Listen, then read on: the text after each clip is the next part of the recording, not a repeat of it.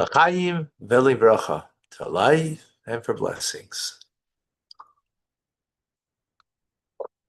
Oh, goes down. Amachaya. Mayim chaim, the water of life.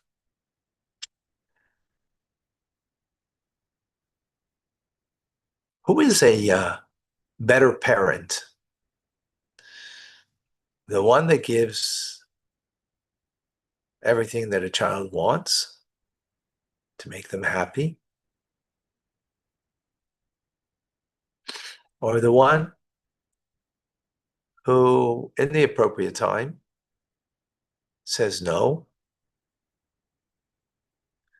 creates boundaries and limitations for the child?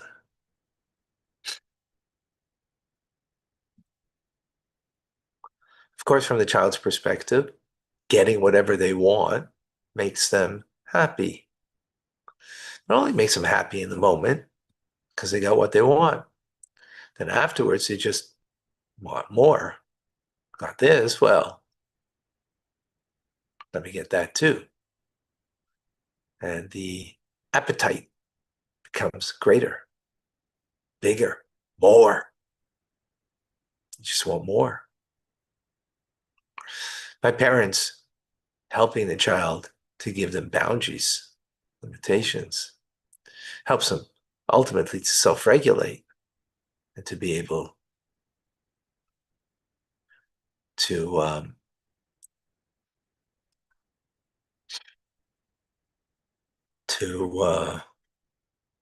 live a healthy life.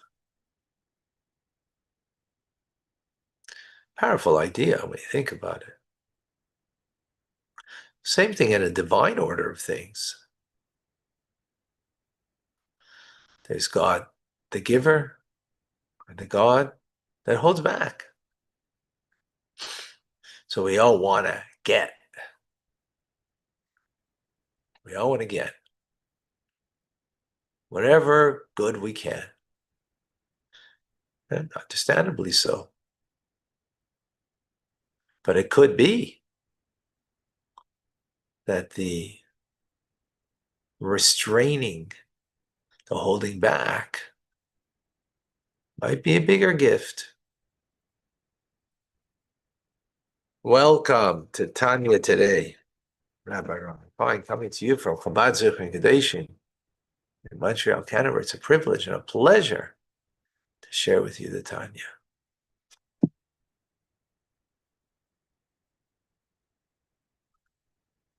Okay. Excuse me. My hay fever is still.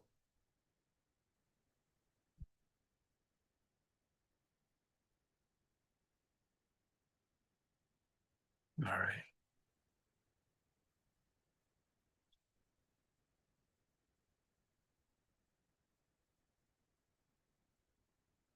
Didn't receive a notification. See, there's very few people on right now.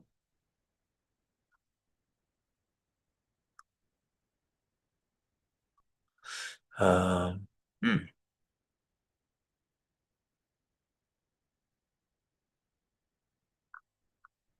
All right. We are in chapter 4 of Shar Yichud Emunah, and understanding the unity of God, the power of God within creation.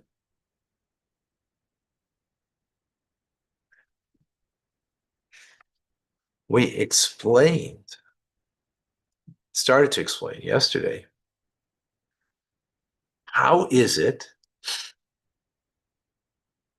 that God is creating us, and in fact, from God's perspective, we are a part of Him, not separate from Him.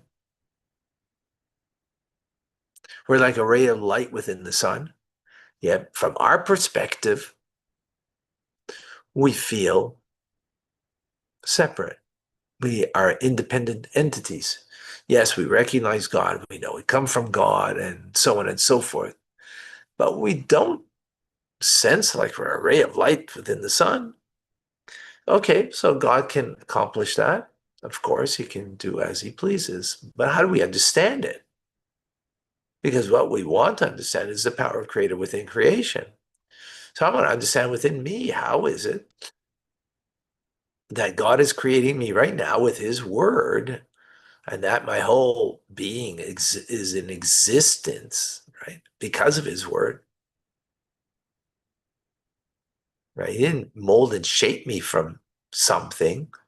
He's actually creating me something from nothing every moment, totally dependent on him creating me right now. Just like, we take a breath in, take a breath out. Without taking a breath, we don't live. Well, that breath is really, on a deeper level, is the breath of God that is animating us every moment.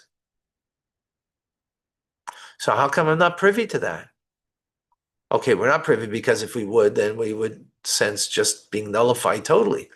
But how does it work? Oh, God can do anything he wants. That's true. And he doesn't have to tell us how it works. But guess what? He told us. That's what the ultimate is doing. He's sharing that divine wisdom with us. He told us. So what did he tell us? He told us that there are two names of God that represent two different attributes, qualities of God. One is Shem Havaya, right, which we explained yesterday. This is it. In the middle over here is just the way we pronounce it, right? But this is it. Yud and a hen, above and a hen, as we explained, Yud in front of word makes it constant.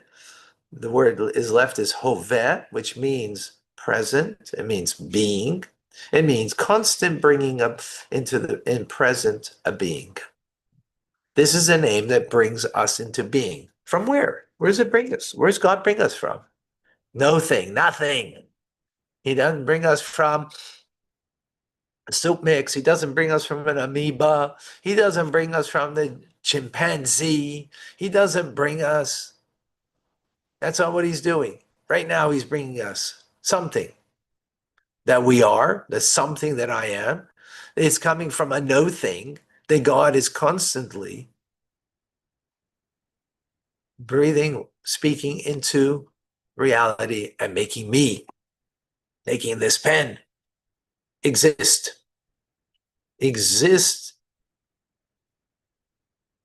as a something with its unique, qualities, yes, but just the very somethingness of it is God creating it. What kind of quality of attribute is that, of the divine attribute? Well, that's called chesed, kindness, God's kindness, constantly bringing me into being. What greater kindness is there that God is bringing me to being? And how's he doing it? Not cause and effect, which is something we are familiar with, right? If you eat a whole lemon meringue pie, the effect will be, oh boy, you're gonna not feel good, right? When you know how great Tanya is, the effect will be is that you will love it. You have the feeling and you'll engage in it. That's cause and effect, right?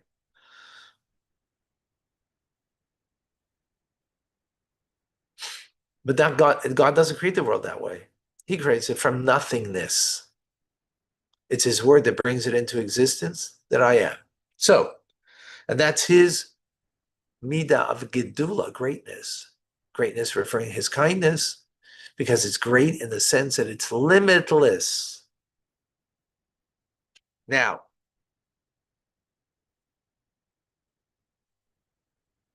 that attribute of Hagadol, God's greatness, right? The attribute of Chesed that brings the life force from nothing, ex nihilo, to something, is exclusively something, a praise of God.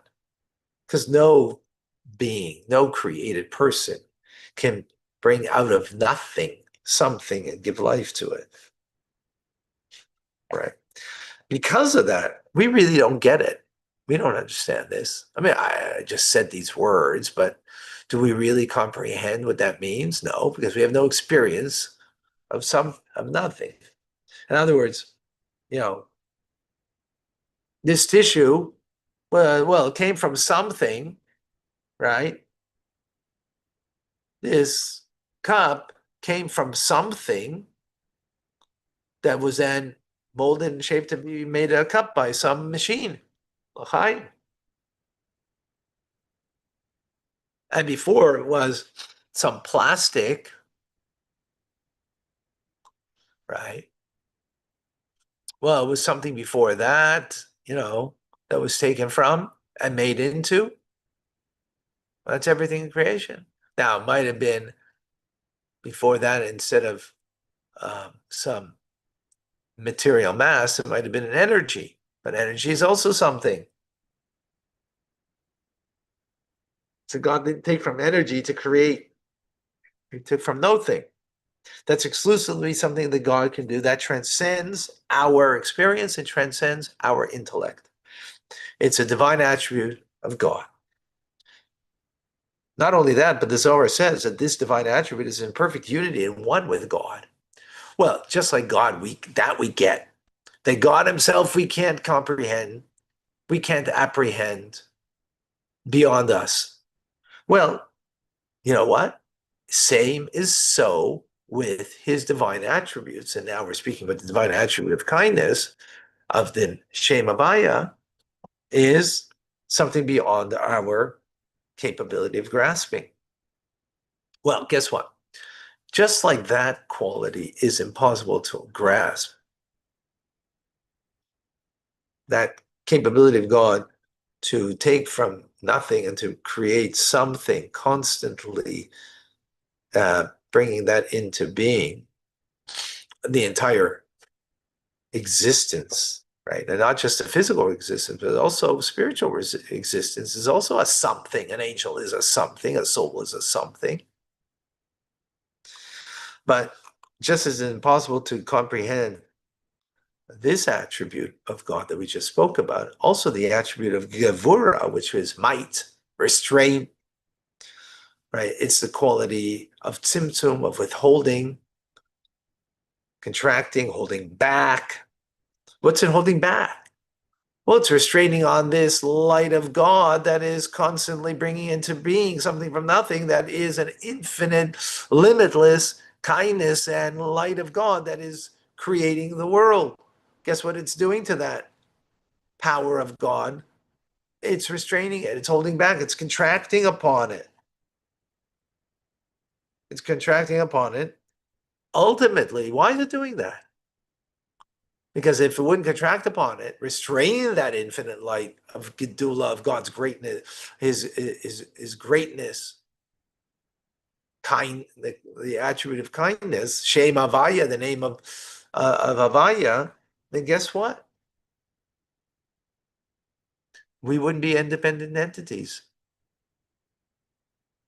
We wouldn't be able to have a sense of independence, separateness from God. What creates that is God's quality of Gevura, restraint, right? We would be like a ray of sun that's connected in its source. But in order that we should feel our independence, our separateness, right?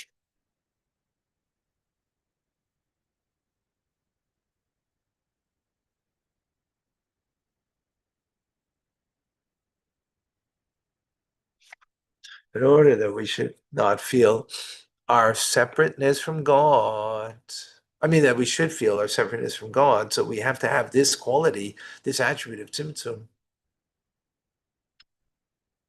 right? That hides, restrains, and hides, conceals that power of God that is creating me and bringing me into being ex nihilo, something from nothing every moment. It's hiding it from me. So I feel now I'm independent from God. Now I understand how that works. It's important. So the fact that we're we sense our independence. That's from our perspective. How about from God's perspective? How's that perceived? Hmm. I mean, are we perceived independent? I mean, we perceive ourselves. Does he perceive us that way? So that will be tomorrow's discussion. Now, we know the answer that it's not, but how do we understand it? That's the key over here. The key over here is not the conclusion of a teachings. The, the key over here is understanding the process on how we come to a conclusion. That way we can understand the power of creator within creation. We just say, well, God held back on light, and of course it's not from us, but from us we feel independent, but from God's perspective, we're not independent. Okay, that's a statement. That's not an understanding. How do we understand it as such? Not as how do we, make the statement, which is a true statement as such. How do we understand that? We need more, right? This is what we're learning right now? Pure physics of the universe. That's what we're learning. We're not learning um, we're learning pure physics as it's explained in Tanya, which will give us a true appreciation of the reality of, of me, the world, of all of us. All right, folks, to be continued. Amazing, all of you. I thank you all. Rambam coming up. Have a wonderful day. For those who get a chance to support Chabad Lifeline matching charity campaign, we are working on that today, finishing this evening, God willing. Whatever you can give is appreciated, whatever you can afford. We had emails go out. If you didn't receive it, go on to the YouTube page. You can go on to, not you, yeah, on YouTube, I have it up there. Or private message me.